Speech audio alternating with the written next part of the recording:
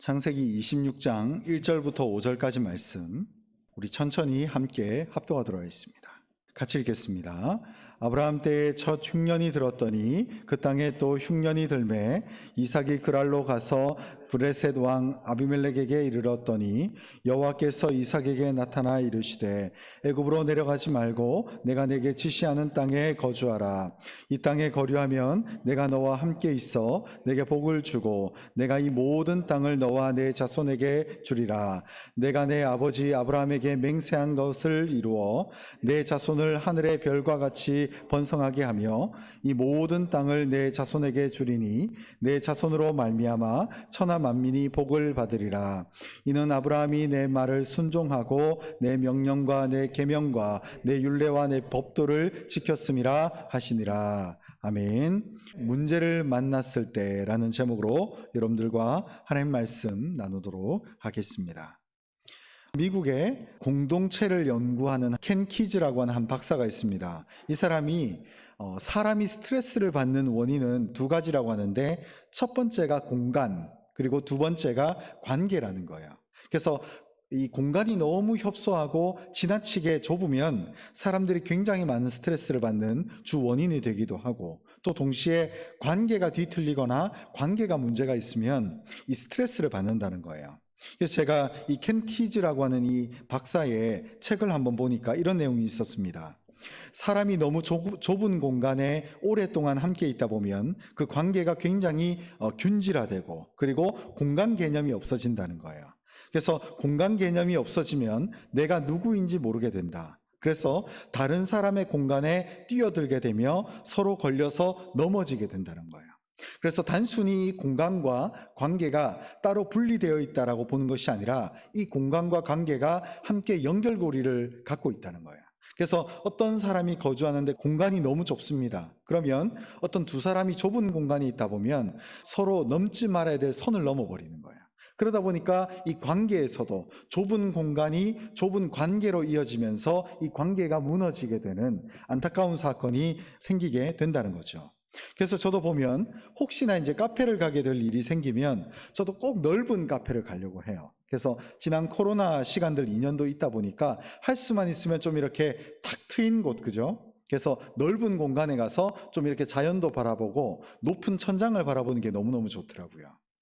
그리고 저도 이제 제 고향이 부산이다 보니까 막상 부산에서 한 20몇 년 동안 살 때에는 제가 이제 그냥 지내다가 또 사역지를 다른 곳으로 이전하게 되면서 때로는 여러 곳에 가다 보니까 이 부산에서 해수욕장이 7개가 있는 게 그렇게 좋더라고요. 그래서 사역지로 옮길 때마다 여름에 바닷가 가고 싶다. 그래서 넓고 탁 트인 바다를 한번 보고 싶다라는 생각이 드는 거예요. 그것은 단순히 고향의 개념이라기보다는 사람이 가지고 있는 공간에 탁 트여 있는 그런 열린 느낌 자체가 굉장히 사람에게 평안함과 또 자신만의 공간을 확보할 수 있다라고 하는 기쁨을 준다는 거죠.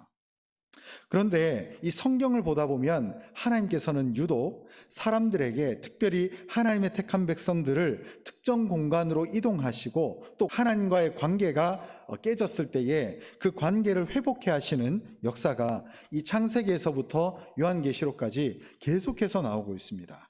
그래서 하나님의 택한 백성들이 하나님으로부터 멀어지고, 또 하나님께서 주신 그 땅에서 온전하게 살아야 될 백성들이 하나님의 뜻을 구하고 살지 않으면 그 공간도 이동해 버리시고, 그 택한 백성에서 살만한 민족이 되지 못하면 이 민족을 흩어버리시는 거예요.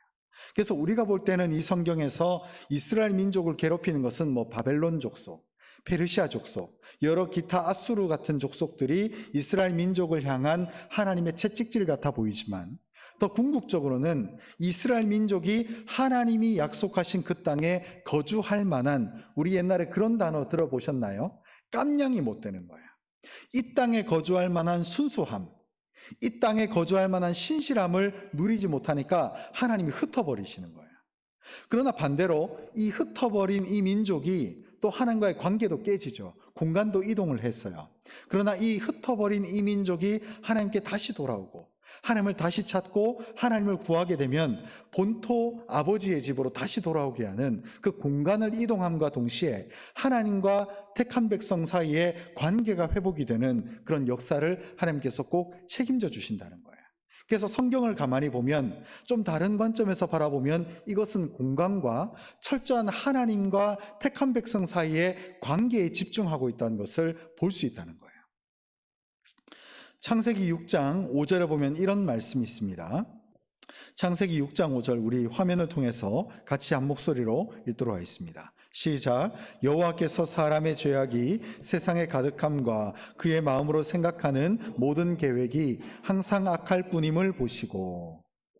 여러분, 공간을 이동해도 그리고 하나님과의 관계가 회복되었다가 또 다시 멀어졌다가 하는 이 모든 관계가 왔다 갔다 하더라도 결국 인생을 향해서 바라보는 하나님이 우리를 바라보는 그 중심이 어떻냐면 결국 사람이 죄악이 세상에 가득함과 그의 마음으로 생각하는 모든 계획이 악할 뿐임을 보셨다는 거예요. 그래서 하나님의 철저한 인도하심, 철저한 하나님의 계획 가운데 우리 인생이 올바른 길을 걸어가지 않으면 온전한 공간도 취할 수가 없고 하나님과의 온전한 관계도 얻을 수가 없다는 것을 보여주고 있다는 거예요. 그러면 사람의 계획, 사람의 마음으로 생각하는 이 모든 것들을 쫓아가는 것이 옳을까요? 그것은 아니라는 것을 우리가 본문을 통해서 알 수 있게 된다는 것입니다. 특별히 오늘 본문 창세기 26장을 보게 되면 이삭이라고 하는 인물이 등장을 하게 됩니다. 사실 이 이삭을 오늘 본문 이전의 내용을 좀 살펴보면 이삭은 40살에 결혼을 합니다. 요즘 생각해도 40살은 늦은 편인데 이때 당시에 이삭은 40살에 딱 결혼을 합니다. 그래서 이 아버지 아브라함이 100살에 이삭을 낳은 것처럼 굉장히 인생이 더디게 흘러가요. 그러나 여기서 굉장히 중요한 것이 뭐냐면 특별히 창세기에 보면 결혼이 굉장히 중요합니다. 비록 이삭은 늦었지만 아버지 아브라함과 반대로 생각해 볼 수 있는 것 중에 하나는 이삭은 자신이 올바른 여인을 만나기 위해서 자신이 가지고 있는 결혼관 그리고 자신이 가지고 있는 신앙관을 타협하지 않았다는 것을 볼 수 있어요. 왜냐하면 타협을 했다면 아버지가 족장이고 언제든지 짝을 맞춰줄 수 있습니다. 그러나 이 아들인 이삭이 아버지의 모습을 통해서 바라보면서 내 삶 가운데 하나님과 나와의 관계 속에서 내가 철저하게 붙들어야 되는 것은 상황, 눈치, 다른 사람들의 일반적인 시선이 아니라 하나님의 인도하심 가운데 올바른 신앙관과 올바른 결혼관을 가지고 있어야 되겠다라고 하는 어떤 확신 속에 거했어요. 그러다 보니까 자신의 아버지의 선례가 있었음에도 불구하고 이삭은 새로운 길을 나름대로 개척을 했었습니다. 그래서 비록 나이는 좀 40살에 늦었지만 그가 리브가를 만남을 통해서 자신이 생각했던 결혼관, 자신이 생각했던 신앙관을 완성시켜 나갑니다. 또 놀랍게도 이삭은 자신의 아버지인 아브라함과 동일하게 아버지인 아브라함도 100살에 자신을 잉태하고 출산하게 되죠. 그런데 놀랍게도 이 이삭도 40살에 결혼을 했는데 빨리 하나님께서 자녀를 주신 게 아니었어요. 무려 20년 동안이나 자녀를 안 주셨습니다. 그래서 이삭도 자기가 생각할 때 결혼하면 뭔가 이제 일사천리로 될 줄 알았는데 자녀를 낳지 못하는 고통과 어려움 속에서 무려 20년 동안 하나님의 때를 기다렸어요. 그러나 사실 우리가 생각해 보면 결혼도 중요하지만 자녀를 빨리 갖지 못하는 것이 참 힘듭니다. 그럼에도 불구하고 이삭은 아버지의 모습을 반면교사로 삼아서 그 아버지의 실수, 그 아버지의 연약함을 뛰어넘어서 자기가 자신의 인생 길을 오직 하나님과 자기를 바라봤다는 거예요. 제가 예전에도 한번 그런 말씀을 드린 적이 있습니다만 우리가 하나님을 믿으면서 가장 버려야 될 두 가지가 뭐냐면 첫 번째는 자존심입니다. 자존심. 그리고 두 번째가 비교의식이에요. 저 사람이 저 길을 가고 있는데 저 사람이 이렇게 지금 빨리 인생을 성장시키고 성공하고 있는데 나는 지금 뭐 하는 건가? 그런 마음의 상념에 빠지게 되면 하나님께 괜히 울부짖어요. 그러나 그것은 올바른 마음의 자세가 전혀 아니라는 거예요. 그 비교의식과 자존심을 통해서 사람이 어떤 감정이 드러나죠? 질투, 시기, 미움, 짜증, 분노가 나타나요. 그러니까 하나님과의 관계가 깨어지고 우리가 자꾸 다른 사람을 쳐다보는 거예요. 저 사람은 이렇게 사는데 나는, 저 초등학교 때 동기는 저렇게 사는데 나는. 그래서 괜히 동창회 때 가면은 마음만 상하고 돌아오는 거예요. 그래서 우리 하나님을 믿는 우리가 결코 잊어서는 안 되는 것이, 첫 번째는 비교의식, 두 번째는 자존심이라는 거예요. 그 비교의식을 버리고 하나님이 나의 인생 가운데 어떻게 역사하시는가, 그리고 하나님이 내 인생을 어떤 방향으로 이끄는가가 가장 중요하지, 다른 인생과 내가 비교해서 내가 지금 성공하고 있는가, 아니면 내가 실패하고 있는가, 아니면 내 인생이 지금 어디로 가고 있는가를 자꾸 향방을 잡지 못하면 우리 인생은 엉뚱한 길로 자꾸 가게 된다는 거예요. 그러나 반대로 오늘 본문의 이삭처럼 하나님께 묻고 하나님이 인도하는 대로 가라 그러면 당장은 시간이 걸리고 당장은 실패하는 것 같고 당장은 이게 지금 맞나라는 생각이 들 정도로 방황하게 됩니다. 그러나 그 방황이 오래 가지 않고 하나님께서 반드시 그 방황의 마침표를 찍을 때는 놀라운 축복, 뒤집어지는 역사, 역전의 기회를 우리에게 허락해 주신다는 거예요. 오늘 본문에 보면 그렇습니다. 오늘 1절 말씀을 같이 한번 읽도록 하겠습니다. 시작. 아브라함 때에 첫 흉년이 들었더니 그 땅에 또 흉년이 들매 이삭이 그랄로 가서 블레셋 왕 아비멜렉에게 이르렀더니. 똑같습니다. 이삭은요, 이 가나안 땅에 이제 딱 머물고 그랄 땅으로 딱 머물렀는데 그 땅에 흉년이 들어온 거예요. 그 땅이 뭐냐? 가나안 땅입니다. 하나님께서 젖과 꿀이 흐르는 땅이라고 약속해 주신 그 땅이 계속해서 첫 해에 흉년이 들어요. 자신의 아버지였던 아브라함도 이 가나안 땅에 처음 딱 당도했을 때 첫 해에 흉년이 들었습니다. 그래서 아브라함은 어떤 선택을 했죠? 애굽으로 내려가는 큰 우를 범하게 돼요. 그래서 그 애굽에 하나님의 뜻이 아닌 자신만의 관점, 나의 생각을 가지고 애굽 땅으로 내려갔다가 멀쩡한 자기 아내를 누이라고 속이는 어처구니 없는 짓을 하고 다시 땅으로 복귀합니다. 그런데 아들은 달라요. 이 이삭은 다릅니다. 이 이삭은 자신이 거주하는 이 땅에 또 흉년이 똑같이 들었는데 그랄 땅, 그 가나안 땅의 일부인 그랄 땅에 머물러서 이 블레셋 왕 아비멜렉을 찾아가게 됩니다. 어찌됐든 흉년이 들었으니까 먹고 살 게 없잖아요. 그러나 가나안 땅을 떠나지 않는 용단을 내립니다.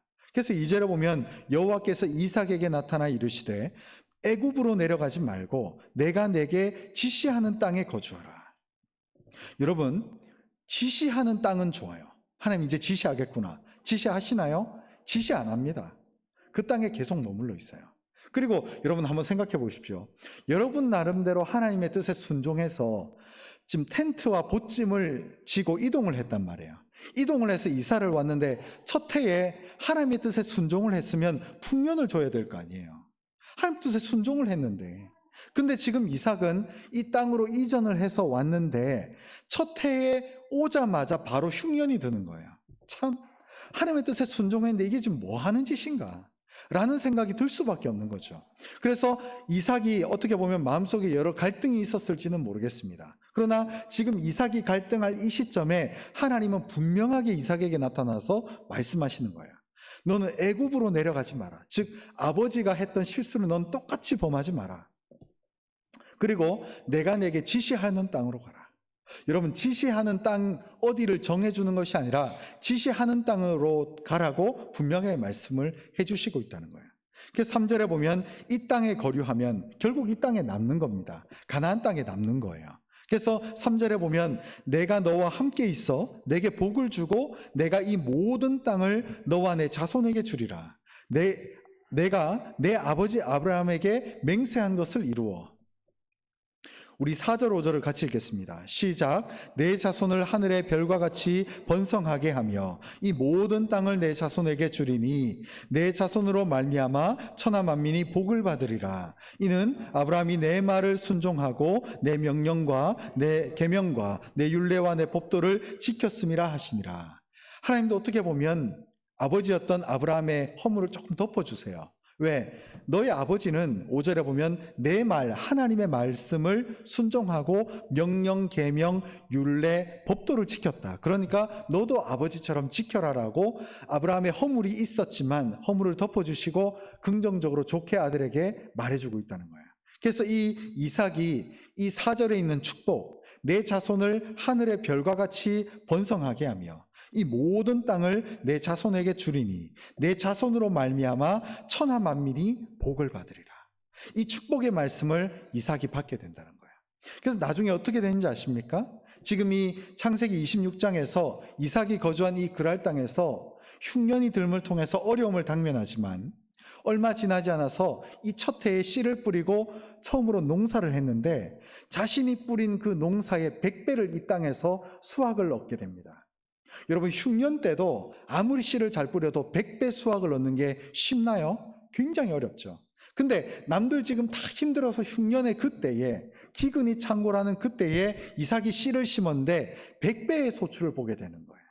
기가 막힌 은혜와 축복을 이삭이 거머쥐게 되는 거죠. 여러분, 오늘 이 말씀을 통해서 우리가 기억해야 될 것이 뭐냐면 하나님의 뜻에 순종하는 것입니다. 한번 따라서 보겠습니다. 하나님의 뜻에 순종합시다. 네, 하나님의 뜻에 순종하는 것이 우리가 사는 길입니다. 여러분, 이삭은 그래서 하나님이 기뻐하시는 방법을 통해서 무엇을 지나갔나요? 이 문제의 골짜기를 지나간 거예요. 여러분, 우리 인생에 문제가 없으신 분 있나요? 나는 하나도 문제가 없습니다. 나는 고민도 안 하고 염려도 안 하고 항상 기쁩니다. 물론 하나님의 은혜로 기뻐지는 것은 있지만 문제가 없는 사람은 아무도 없습니다. 다 나름대로 그 냄비 뚜껑 끓듯이 끓고 있어요. 근데 여기서 핵심이 뭐냐면 하나님의 은혜를 누리는 것이고, 이 하나님의 은혜를 누리기 위해서 우리가 하나님의 뜻에 순종하는 것이 너무너무 중요하다는 거예요. 여러분, 우리는 사람의 뜻으로 사는 자들이 아니라 하나님의 뜻대로 사는 자들이라는 것을 명심하시기 바랍니다. 창세기 6장 5절 말씀을 읽었죠? 넘어가겠습니다. 잠언 16장 1절 말씀 우리 같이 읽겠습니다. 시작. 마음의 경영은 사람에게 있어도 말의 응답은 여호와께로부터 나오느니라. 여러분, 우리가 무언가를 경영해요. 여러분, 우리의 직장 생활도 경영을 하는 거고, 우리의 가정도 경영을 하는 거고, 또 우리의 인간관계도 다 어떤 뭐라고 할까요? 그 경영이 매니지먼트잖아요. 영어로 보면 다 어떻게 보면 관리를 해요. 근데 모든 그 경영이 사람에게 있는 것 같아 보이지만 결국 이 최종적인 마침표, 이제 내가 이루시리라, 이제 하나님께서 이루게 하시리라 라고 하는 그 마침표는 여호와 하나님께로부터 난다는 것을 꼭 기억하시기 바랍니다. 그래서 두 번째, 잠언 16장 이어서 3절을 한번 같이 읽겠습니다. 시작. 너의 행사를 여호와께 맡기라. 그리하면 내가 경영하는 것이 이루어지리라. 여러분, 하나님께 맡기시기 바랍니다. 여러분, 우리의 가장 큰 실수 중에 하나는 모든 선택의 최종 권위가 나한테 있는 거예요.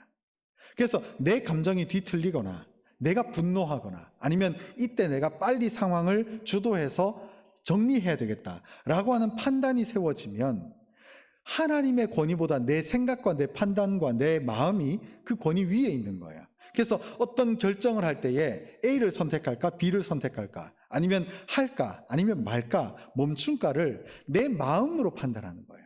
이렇게 되면 그 다음의 행보는 하나님께서 책임져 주시지 않습니다. 왜? 당연하죠. 하나님의 택한 백성으로서 내가 기도하고 구한 답이 전혀 아니거든요. 여러분, 우리의 마음의 권위가 어디에 있습니까? 말씀에 있나요? 아니면 내 마음, 아니면 내 머리, 아니면 내 몸으로 느낀 경험에 있다면 그 권위를 이제 내려오셔야 돼요.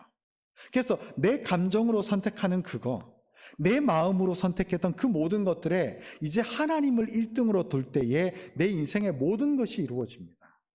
여러분, 때로는 살다 보면 감정이 엉킬 때도 있어요. 문제가 내가 생각했던 것대로 막 이루어져 가는 것이 아니라 문제가 꼬일 때도 있고, 삶이 내가 예상했던 것들과는 다른 방향으로 이동할 때도 있단 말이죠. 그러나 명심해야 될 것이 뭐냐면 그때 하나님께 묻고 하나님께 답을 얻으면 이 인생의 결론은 하나님이 책임져 주십니다. 그런데 자꾸 주인공이 내가 되는 거예요. 하나님은 내 인생의 주인공이 이제 내가 아니라고 하는데, 그래서 하나님이 자꾸 주인공이 되려고 하는데 우리는 자꾸 하나님을 내 인생의 극에서, 그 인생의 무대에서 자꾸 끄집어 내려요. 그리고 내가 자꾸 올라가가지고 주인공 행세를 한단 말이에요. 그것이 아닙니다. 하나님이 우리 인생의 주인공이 되시고, 하나님이 우리 인생의 빛이 되시고, 하나님이 우리 인생의 유일한 해답이 되어 주신다는 거예요. 결론의 말씀을 드리겠습니다. 잠언 16장 9절 말씀을 같이 한번 우리 마지막으로 읽도록 하겠습니다. 시작. 사람이 마음으로 자기의 길을 계획할지라도 그의 걸음을 인도하시는 이는 여호와시니라. 아멘. 제 수요예배 때 창세기 말씀을 계속 강해로 보고 있고 오늘도 이 창세기 말씀으로 이삭을 나눴어요. 재밌는 사실은요, 우리는 아브라함을 자꾸 믿음의 조상 하는데 제가 이 창세기를 요즘 들어서 계속 볼 때마다 너무 아브라함이 친근감이 가고 꼭 아브라함이 꼭 나 같은 이유가요, 아브라함도 실수를 하더라고요. 그렇게 실수를 해요. 그리고 하나님이 자손을 주겠다고 4번, 5번 계속 언약을 체결함에도 불구하고 자꾸 조급했나 봐요. 그리고 믿음이 자꾸 이렇게 자신의 삶의 분량대로 채워지지 않는지 결국 하나님께서는 아브라함에게 씨를 주기 위해서 100살까지 아브라함을 끌고 가십니다. 그래서 그 과정 가운데 아브라함의 머리를 의존하려고 했던 그 실수, 아브라함이 자신의 감정과 자신의 기분으로 판단하려고 했던 그 모든 과정들을 어떻게 보면 불로 태우시는 것 같아요. 그리고 아브라함의 마음 중심에 온전히 하나님만 바라볼 수 있도록 그 마음을 회복시키는 거예요. 여러분, 강아지 키워보셨나요? 강아지? 주인의 이 강아지는 훈련시키면 주인만 쳐다봅니다. 주인만 바라봐요. 근데 어떨 때는 제가 개보다 못한 표현이 좀 저질스러운 표현일 수 있겠습니다만 하나님을 믿는 신앙에 있어서는 저 아무것도 모르는 강아지보다도 못할 때가 있는 거예요. 왜 그러냐? 강아지는 뭘 하려고 해도 주인이 우선이에요. 가끔 TV에 보면 이런 경우가 등장을 합니다. 굉장히 어떤 강아지는 너무 예쁘고 사랑스러운데 굉장히 이제 주인이 별로 강아지를 제대로 안 키우거나 때로는 방치하는 경우도 많이 발생을 하잖아요. TV에 보면 강아지의 행동을 교정하는 프로그램이 많이 나오고 있는데 가끔 그럴 때 보면 강아지는 조금만 균형을 잡아주고 조금만 이 명령 체계를 뚜렷하게 하고 서열을 바로 잡아주면 강아지는 금방 회복이 되더라고요. 근데 그 강아지 행동 전문가로 유명한 강영국 씨가 강아지는 그렇게 행동 교정을 잘하는데 자기 아이는 잡기 힘들어가지고 자기 아이를 데리고 누구 선생님인가요? 오은영 선생님한테 자기 아이를 훈련시키려고 그렇게 데리고 와서 상담을 한다는 거예요. 강아지는 이렇게 행동만 교정하면 금방 잡히는데 자기 애는 그렇게 잡기 힘들다는 거예요. 이건 참 아이러니한 부분이기도 하죠. 여러분, 우리가요, 마음에 쓸데없는 거품이 많아요. 내가 성공 한번 하겠다. 내가 이루고자 하는 욕심과 야심이 내 인생을 어떻게 보면은 좀먹게 할 때가 많고 인생을 자꾸 돌아가게 할 때가 있어요. 특별히 하나님의 택한 백성일수록 내 인생의 야심, 내 인생의 야망, 내가 이루고자 하는 꿈 때문에 내 인생을 오히려 지름길이 아니라 빙빙 두는 그 둘러가는 길로 내 인생을 엉뚱길로 이끌 때가 있단 말이죠. 가장 중요한 것은요, 하나님의 때를 기다리는 겁니다. 그 하나님의 때를 기다리고 그 하나님의 관점 안에 온전히 거할 때 우리는 하나님의 뜻을 바라보고 하나님의 생명을 얻는 겁니다. 그래서 나의 지혜, 나의 경험을 내 인생의 최고의 권위에 두지 말죠. 여러분, 나의 인생의 경험, 내 인생의 감정, 내 인생의 기분, 내 인생의 경험을 최종의 권위에 두는 것이 아니라 하나님의 권위를 최고의 위치에 두고 방금 읽었던 잠언 16장 9절 말씀처럼 우리의 걸음을 인도하는 분이 하나님이라는 것을 믿고 맡기시기 바랍니다. 여러분, 이삭도요, 바보가 아닙니다. 지금 흉년이 이 땅에 들었어요. 이미 무슨 씨를 던져도 안 될 걸 누구보다 본인은 잘 알고 있습니다. 근데 하나님이 머물라는 거예요. 너 그랄 땅에 그대로 있어라. 어떤 일이 벌어질지 조금만 기다려라. 그래서 조금만 기다렸는데 수확할 그 시점에 상상할 수 없는 축복과 은혜를 부어주시는 거예요. 인생의 결정타는요, 내 경험, 내 지식이 아닙니다. 하나님의 뜻에 순종하고 하나님의 역사하심에 내 인생을 흐름에 믿고 맡길 때 오히려 염려, 근심이 사라지는 거예요. 예수님이 우리를 초청할 때 그렇게 말씀하시죠. 수고하고 무거운 짐진 자들아 다 내게로 오라. 내가 너희를 쉬게 하리라. 여러분, 예수님의 제자들이 각자 삶이 있었어요. 바빴어요. 가정을 지켜야 되고 월급을 벌어야 됐고 일자리를 추구해야 됐습니다. 그런데 예수님이 수많은 주의 종들도 있었지만 특별히 12제자를 향한 메시지 같기도 했어요. 누구든지 내게로 오라는 거예요. 내가 너희의 그 수고롭고 무거운 그 짐을 내려놓게 하겠다는 거예요.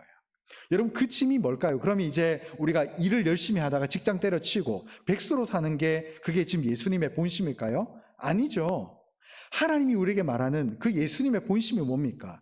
미래를 향한 걱정, 내가 이 선택을 했을 때 온당하게 주어지지 않는 그 결과로 인해서 부담스러워하는 그 삶의 짐을 내려놓게 하는 거예요. 그래서 하나님의 뜻에 순종하면 눈으로 보는 것으로 다 믿지 말고, 쓸데없는 비교의식과 자존심의 함정에 빠지지 말고, 하나님의 때를 기다리고 그 결과를 넉넉히 기다리면 능히 채워주시고 능히 응답해 주시고 능히 이루어지시는 하나님의 능력을 보게 될 줄 믿으라는 것이에요. 여러분, 수고하고 무거운 그 짐을 내려놓으시기 바랍니다. 인생의 결론, 인생의 해답은 내 머리로 선택하는 게 아닙니다. 상상할 수 없는 믿음과 예측 불가능한 하나님의 역사가 우리의 삶을 뒤덮을 수 있도록 우리의 권위를 내려놓고 우리의 자존심을, 우리의 비교의식을, 우리의 질투를 이제 흐르는 강물에 떠나보내시기 바랍니다. 하나님이 응답해 주시는 그 역사 가운데 우리의 삶이 온전하게 세워질 줄 믿습니다.